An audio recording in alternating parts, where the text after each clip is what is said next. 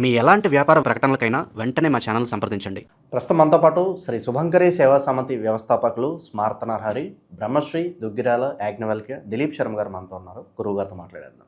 నమస్కారం గురువు. గురుగారు, 2026 ఎస్పెషల్లీ ఈ పరాభవ నామ సంవత్సరంలో ఏలినాటి శని ప్రభావంతో ఇబ్బంది పడబోతున్న రాశులేవు గురుగారు? కొన్ని రాశుల వారు గత కొన్ని సంవత్సరాలుగా బాధపడుతున్నారు ఈ ప్రభావంతో. మరి ఉగాది తర్వాత కూడా ఆ ఇంపాక్ట్ ఏమన్నా కాస్త తగ్గుతుందా, పెరుగుతుందా? అసలు ఏ రాశుల వాళ్ళు ఇబ్బంది పడుతున్నారు? మరి తీవ్రత కాస్త తగ్గడానికి మంచి మంచి పరిహారాలు ఏమైనా ఉంటే తెలియచేయండి గురుగారు.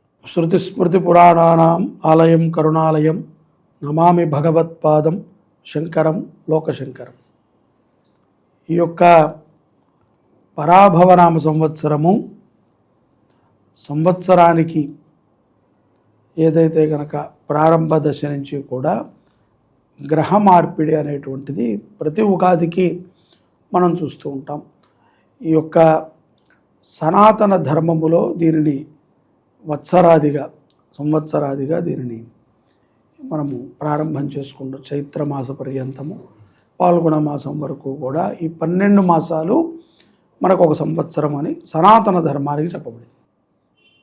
మనము జనవరిలో చూసుకున్నట్లయితే ఆంగ్ల సంవత్సర ప్రారంభాన్ని చేసుకున్నాం. ఇప్పుడు మనము ఈ యొక్క ఉగాది పర్వాన్ని చేసుకున్నాం. జనవరికి వేరే నామము ఏం లేదు, జనవరి. కానీ ఉగాదికి మాత్రము మనకున్నటువంటి ప్రభవాది ఈ యొక్క 60 సంవత్సర పర్యంలో కూడా ఈ యొక్క పరాభవనామ సంవత్సరానికి మనము ప్రవేశిస్తాం. ఇక్కడ చాలామంది విఘ్నులు, తెలిసిన వాళ్ళు, పండితులు ఎన్నో రకాలుగా ఏదో నామవాచనం బట్టి సంతోష్ అని పేరు ఉందనుకో, వీడు సంతోషంగా ఉంటాడు అని. వాడికి బాధలు ఉండవా? వాడికే ఉంటాయి. పరాభవం అనేటప్పటికీ కొంతమంది తెలిసి తెలియక ఇదంతా కూడా పరాభవం అయ్యేటువంటి నామము. సంవత్సరం అంతా అపజయమే అనుకుంటాం. అన్నీ కూడా పరాభవాలే ఉంటాయి. ఎక్కడా కూడా విజయాలు పెద్దగా లబ్ధిని చేకూర్చవు. అంతా కూడా యథార్థంగా ఈ యొక్క 2020 శతకంలో మనమందరము కూడా ఉన్నాం.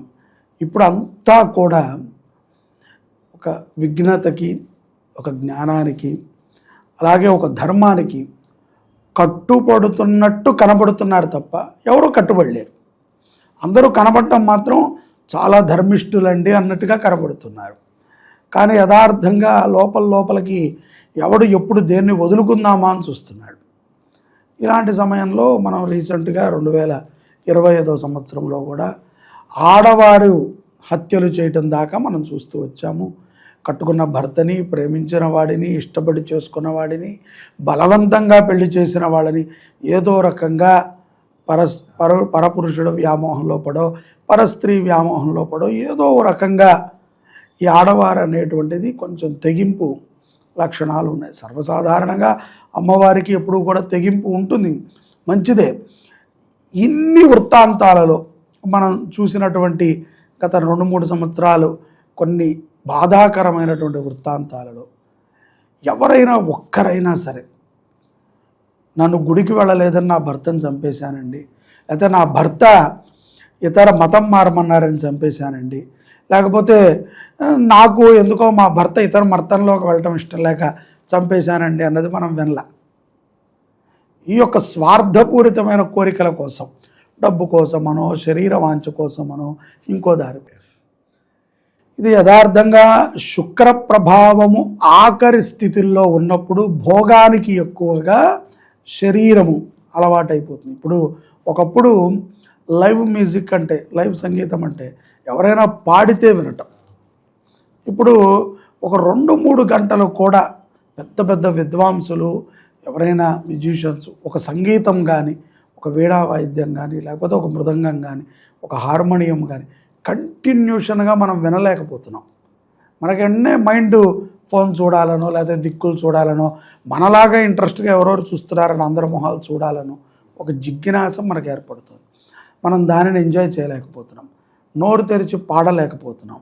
సరే, ఏదో ఇన్స్టాగ్రామ్లో చిన్నగా పాడుతున్నారు కానీ అవి కాదు కదా, సరైన విధిలో నేర్చుకోవట్లేదు. ఇక్కడ ఈ యొక్క శని ప్రభావం కూడా ఇట్లాగే ఉంటుంది.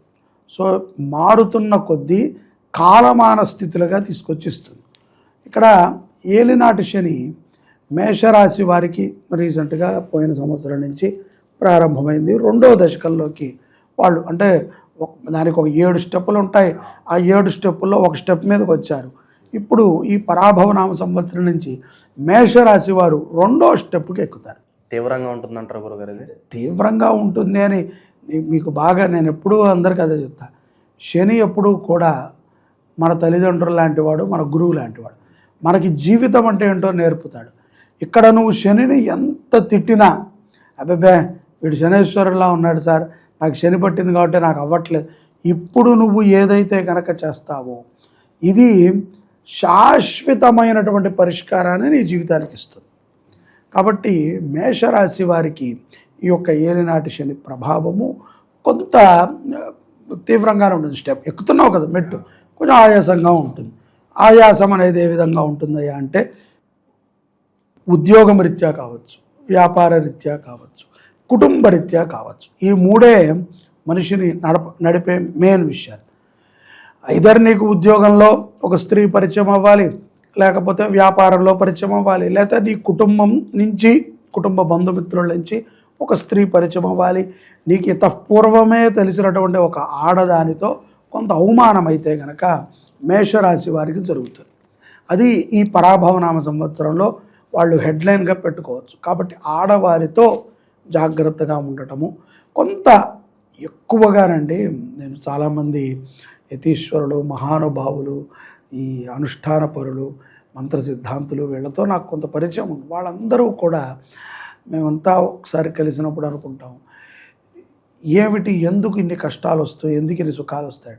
ఇటువంటి కష్టాలు వచ్చినా, ఎటువంటి సుఖము వచ్చినా నువ్వు నెలలో ఆమిత్యం మండలం రోజులు అంటే 40 రోజుల్లో 41వ రోజైనా పూర్తిగా మౌనంగా ఉండాలి. ఆ రోజు మౌనం అంటే అంతం కూడా కాదు, ఏం మాట్లాడకూడదు. మౌనంగా నీకు నచ్చిన విధంగా నీ ఇంట్లో, లేకపోతే నీ గుళ్ళో, లేకపోతే నీ గోశాలలో, నీ బడిలో నీకు నచ్చిన విధంగా మౌనంగా ఉండాలి. నచ్చిన ప్రదేశంలో మౌనంగా ఉంటే మాట్లాడక్కర్లే. ఇప్పుడు నచ్చిన వాళ్ళతో ఇంకేం మాట్లాడతావు. ఇప్పుడు నీకు గుడి నచ్చు, గుడి వంక అలా చూస్తూ మౌనంగా ఉండటమే. ఒకరోజు ఫోను గీను అన్నీ పక్కన పెట్టి మౌనంగా ఉండటం. నేను మౌనంగా ఉన్నాను స్టేటస్ కూడా పెట్టక్కర్లా. మౌనంగా ఉండటం వల్ల ఈ యొక్క మేషరాశి వారికి చాలా ఫలితాలు వస్తాయి. అనారోగ్య సమస్యలు కూడా కొంత ఎక్కువ అవుతాయి. అంటే దీర్ఘకాలిక సమస్యలు కొన్ని వస్తాయి. ముఖ్యంగా స్త్రీలలో, మేషరాశి స్త్రీలలో గుండెకి సంబంధించినటువంటి వ్యాధులని ఏలినాటి శని వల్ల మనం చూడవచ్చు. ఈ యొక్క పరాభవనామ సంవత్సరంలో ఈ యొక్క మేషరాశి వారికి స్త్రీల నుంచి మరియు అనారోగ్య సమస్యలు, కొంచెం గుండె సమస్యలు, ఛాతీకి సంబంధించినటువంటి సమస్యలు రావటం, కొంచెం వైద్యులని ఎక్కువగా సందర్శించేటువంటి అవకాశాలు ఎక్కువగా ఉంటాయి. ఈ 2 విషయాల్లో వీళ్ళు జాగ్రత్తగా ఉంటే శని వీళ్ళని మరిన్ని మెట్లు సులభంగా ఎక్కిస్తాడు. ఫస్ట్లోనే నువ్వు వ్యసనాలకి అన్నిటికీ అలవాటు అయిపోతే ముందుకెళ్ళే కొద్దీ ఇటువంటి పోకడే పరిచయం అవుతుంది. సో అంత్యానికి వచ్చేటప్పటికి ఏలినాటి శని ఒక 7 సంవత్సరాలు కాబట్టి దగ్గర 2029కి వచ్చేటికి వీళ్ళు పూర్తిగా దిగాలపడిపోతారు. అబ్బాయి మొత్తం నాశనం అయిపోయాడు. అరే ఆదిలో తుంచలేని వాడివి అంత్యంలో ఏం తుంచగలవు. కాబట్టి ఇప్పుడు జాగ్రత్తగా ఉండాలి. శివారాధన చేయటం మంచిది. శనివారము పూట కంపల్సరిగా శివాలయంలో ఆవు నేతితో దీపారాధన చేయటం, వెంకటేశ్వర నామస్మరణ చదవటం, తిరుపతి కొండని ఎక్కువగా ఎక్కటం, అరుణాచల గిరి ప్రదక్షిణ చేయటం, ఇటువంటివి మేషరాశి వారు చేస్తే శుభం జరుగుతుంది. ఇక దాని తర్వాత కొంత మనం చూసుకున్నట్లయితే ఈ ఏలినాటి శని ప్రభావము మీనరాశి వారికి కొంత ఉంటుంది. మీనరాశి మధ్యమంలో ఉంటుంది. సో ఇంకా 2.5 సంవత్సరాలు తప్పదు వీళ్ళకి. ఈ సంవత్సరము తప్పదు. దాని తర్వాత కదా ఈ యొక్క కుంభంలోంచి మీనంలోకి ఆయన శని ప్రవేశించాలి. ఇప్పుడు మీనంలో ఉన్నాడు కాబట్టి అటు ఇటు కుంభరాశి వారికి విడిచినప్పుడు మీనరాశి వారికి బాగుంది. అప్పుడు మేషంలోకి వెళ్తాడు కాబట్టి వీళ్ళు దిగువ స్థితికి వస్తారు. ఇదే అప్లికేబుల్. మొదటి మేము చెప్పినట్టుగానే మేషరాశి వారికి జరిగినటువంటి వృత్తాంతాలన్నీ గత 2-3 ఏళ్లలో మీనరాశి వారికి జరిగి ఉంటే, వాళ్ళు కూడా అదే విధంగా కనుక ఉండుంటే ఇప్పుడు వాళ్ళకి కొన్ని కష్టాలే సంభవిస్తాయి. ఎందుకంటే అందులో ఎటువంటి డోకా లేదు. ఎందుకంటే వాళ్ళు ఏదో రకంగా మ్యానిపులేట్ చేయడానికి ఉద్యోగంలో కానీ వ్యాపారంలో కానీ దొంగ సొమ్మును ఆర్జించటము, చెడు వ్యసనాలకి లోపడటము, ఇంట్లో భార్యకి అబద్ధాలు చెప్పడం, లేకపోతే భార్యది మీనరాశి అయితే భర్తగా అబద్ధాలు చెప్పడం, ఇవి పెరుగుతాయి. అదే నువ్వు కనుక సక్రమంగా ఉండుంటే ఇప్పుడు నీకు మంచి మార్గాన్ని చూపిస్తాయి. అలాగే ముఖ్యంగా మీనరాశి వారికి ఆర్థిక నష్టము బాగా జరుగుతుంది, బాగా ధన నష్టము జరుగుతుంది. అది ఏ విధంగా అంటే నమ్మినవాడు మోసం చేయటం కానీ, లేకపోతే నేను దూరను అనుకుంటూనే ఎందులోనో మధ్యవర్తిత్వంలో దూరిపోవటం, అందులో ఇరుక్కుపోవటం, అందులో నుంచి బయటికి రాలేకపోవటం. సో ఇటువంటివి, ఇది కొంచెం ఫ్యామిలీ డిస్టర్బెన్స్ రావటం. అలాగే పుత్ర సంతాన యోగము కూడా మీనరాశి వారికి ఉంటుంది. ఇటువంటి సమయంలోనే పుత్రుడు పుట్టడం, వీళ్ళు ఏదో అసెంటిమెంట్ అని అనుకోవటం, ఇటువంటి ఒక చెడు భావనలు ఎక్కువగా కలుగుతూ ఉంటాయి. కాబట్టి తప్పనిసరిగా రుద్రయామల తంత్రంలో చెప్పిన విధంగా రుద్రేకాదశిని అనేటువంటి ఒక శాంతి ఉంటుంది. దానిని ఈ యొక్క మీనరాశి వారు ఆచరణ చెయ్యాలి. ఏకాదశ బ్రాహ్మణులతో గణపతికి పురస్చరణ చేసి, అలాగే రుద్రుడికి పురస్చరణ చేసే విధానంతో తప్పనిసరిగా ఆది వ్యాధుల నుంచి బయటపడతారు. ముఖ్యంగా శాపాలన్నీ గుర్తొస్తాయి వీళ్ళకి. చిన్నప్పుడు గోటీలు ఆడుకుంటున్నప్పుడు స్నేహితుడిచ్చిన శాపం కూడా గుర్తొస్తుంది. అటువంటి కాలం ఈ పరాభవనామ సంవత్సరము మీనరాశి వారికి అటువంటి కాలం. ఇప్పుడు వాళ్ళు కొంచెం జాగ్రత్తగా ఉండాలి. ముఖ్యంగా డబ్బు విషయంలో, ధనం మూలం ఇదం జగత్ కదండి. ఇప్పుడు ధనమే లేదనుకోండి, వాడి యూట్యూబ్ చూస్తాడా? ఇదంతా చేయగా వాడికి ఏం అవసరం ఉంటుంది? ఏమీ లేని వాడికి ఇదంతా అవసరమే లేదు. కాబట్టి కొంచెం వాడికి ఉన్నవాడైతే కంపల్సరీ రుద్రశాంతిని చేయాలి. అలాగే రుద్రనామస్మరణ, శివదీక్షను చేయటము, కార్తీక మాసంలో కొంత దీపారాధన చేయటం, పురుషుడైనా స్త్రీ అయినా చేయాలి. ముఖ్యంగా వ్యసనాలకు దూరంగా ఉండాలి. తెలిసి తెలియక చాలామంది ఏదో టైం పాసే కదా అని ఊరికనే పరిచయం చేసుకుందాం, నేను చాలా కంట్రోలు అన్నట్టు, అదే సినిమాలో వాడు చెప్పినట్టు నా పెళ్ళాన్ని కంట్రోల్ చేయడం నాకు తెలుసు అని బైండ్ ఓవర్ అయిపోయినట్టు, అలాగా మనకు తెలుసు అని మనం అనుకోకూడదు. కొన్ని చెప్పినప్పుడు జాగ్రత్తగా విని మారటానికి ప్రయత్నం చేయాలి. వినగా మారతాం. తినగా గారెలు చేదైనట్టుగా వినగా రామాయణం మృదువు అవుతుంది, తెలుస్తుంది. ఒకసారి రామాయణం వింటే అబ్బో అనుకోకూడదు, తెలియదు. ఏమయ్యా దశరథుడికి ఎంతమంది సంతానం ఉంటే అనాలి. అదే వినాలి. 1కి 10 సార్లు విని నెమర వేసుకుంటే మనం చేసినటువంటిది పోతుంది. ఇక్కడ కుంభరాశి అత్యంత విశేషమైనటువంటి ఫలితాలని ఈ పరాభవనామ సంవత్సరం పొందుతుంది. ఎందుకంటే ఏలినాటి శని ఆఖరి దశలో వీళ్ళు ఉన్నారు. ఇప్పుడు శనేశ్వరుడు వీళ్ళని స్థిరకారకుణ్ణి చేయాలి. ఎటువంటి వాళ్ళని చేయాలి స్థిరకారకుణ్ణి అంటే, మొదటిలో మేషరాశి వారికి చెప్పినట్టే, ఎవరైతే ధర్మబద్ధులు ఉన్నారో, ఎవరైతే శనేశ్వరుడు నన్ను అనుగ్రహించడానికి ఈ 7.5 సంవత్సరాలు నా మీద ఉన్నాడు అనుకున్నారో, అటువంటి వారిని అయితే కనుక స్థిరకారకుణ్ణి చేస్తాడు. కీర్తి ప్రతిష్టలు వస్తాయి. ఊహించనటువంటి పదవులు కూడా ఈ పరాభవనామ సంవత్సరంలో కుంభరాశి వారికి శని ప్రభావం చేస్తుంది. అలాగే వివాహం కానటువంటి స్త్రీ పురుషులకి కూడా ఈ జూన్ తర్వాత తప్పనిసరిగా వివాహం అవుతుంది. అలాగే విడిపోతాము, ఇక మేము భార్యాభర్తలుగా మా వల్ల కాదు, మాకు మిస్అండర్స్టాండింగ్స్ ఉన్నాయి, మా ఇద్దరికీ సరైనటువంటి అవగాహన లేదు అనుకుని ఎడమొహం పెడమొహంగా ఉన్నటువంటి వాళ్ళు ఏకమొహమై కలుస్తారు. విచిత్రాలు జరుగుతాయి వీళ్ళ కుటుంబంలో. ఇక్కడ కుంభరాశి వెళుతూ శనేశ్వరుడు చాలా సత్ఫలితాలను ఇస్తాడు. వీళ్ళకి వెళుతూనే ఇస్తాడు. వచ్చిన వెంటనే ఇచ్చి ఉండడు. నానా రోగాలు, డౌట్లు, అనుమానాలు, మొగుడు పెళ్ళాలు కొట్టుకుంటాం, పెళ్ళాం మీద అనుమానం, భర్త మీద అనుమానం తెచ్చే విధంగా భర్త ఉండటం, పెళ్ళాం మీద అనుమానం తెచ్చే విధంగా పెళ్ళాం ఉండటం, ఇవన్నీ జరుగుతాయి. సో ఇవన్నిటిని తట్టుకుని నిజమే కదా మన టైం బాగాలేదు అని మౌనంగా ఉండుంటారు. ఎంతో ధ్యానంతో, ఎంతో నిష్ఠతో, ఎంతో నిష్ణాతనంతో ఉండుంటారు. అటువంటి వారికి సుఖమైనటువంటి అనుగ్రహాన్ని ఈ యొక్క పరాభవనామ సంవత్సరంలో కుంభరాశి వారిలో చూడొచ్చు. ఆర్థికముగా కూడా ఊహించని రీతిలో వీళ్ళ యొక్క స్థలాలు కానీ, బంగారం కానీ, వీళ్ళు పెట్టినటువంటి పెట్టుబడి విపరీతంగా పెరుగుతుంది. కానీ ఇక్కడ వీళ్ళు ఏ పని చేస్తున్నా సరే ఆచితూచి చేయాలి. ఏదో గురువుగారు చెప్పారు ఈయన మాట తీరు బాగుంది, లేకపోతే ఈయన చెప్పింది ఏదో కొంచెం నమ్మశక్యంగా ఉంది అని కళ్ళు మూసుకొని కూర్చొని కొనుక్కోండి తీసుకెళ్ళండి అనకూడదు. ఏదైనా పని చేసేటప్పుడు మనం కూడా ఆలోచన చేయాలి.